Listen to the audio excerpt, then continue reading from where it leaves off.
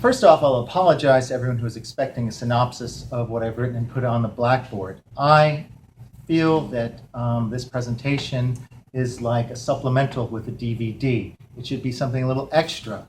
I tend to dislike it when I rent a DVD and I'm listening to supplementals and they're just basically telling me what I'm already seeing, like, oh, here's James Bond running across the building. I don't care. I can see that with my own eyes. I like a little something extra. Now, in my literary narrative, I write about being incredibly embarrassed and how that led to knowledge and perhaps change. And one of the primary parts of my narrative is that communication tends to be, I feel, more important than information. And I have found that genuine and heartfelt attempts at communication are rewarded. And as such, this story contrasts the story that I published on Blackboard. And the reason I'm shooting it right now is also because I'd like to put this in the comments section if I can figure out how to work all the technical details without having to put it on YouTube, etc., blah, blah, blah. So, in contrast to the story on Blackboard, as an adult, I was leaving Basel. I had been Basel, Switzerland. I'd been there on a business trip. I had arrived at the airport early, about 7 a.m. All the kiosks in the airport were still closed for the most part, the gates down. But at the very end of the terminal, near my gate actually, was the local version of Starbucks.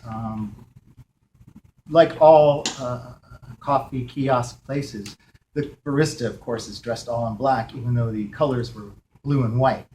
The barista in this case was a tall, very handsome black man. He was very serious and very striking. I go to the counter, and in my horrible broken German, I say, "Gut Morgen, wie geht's?" Him, in perfect German, "Gut Morgen."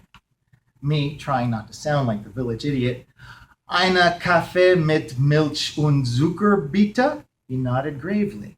I tried to not keep smiling out of nervousness, and I began to talk in Spanish, because that's what happens when I'm in a foreign language. Eine croissant, danke, bitte.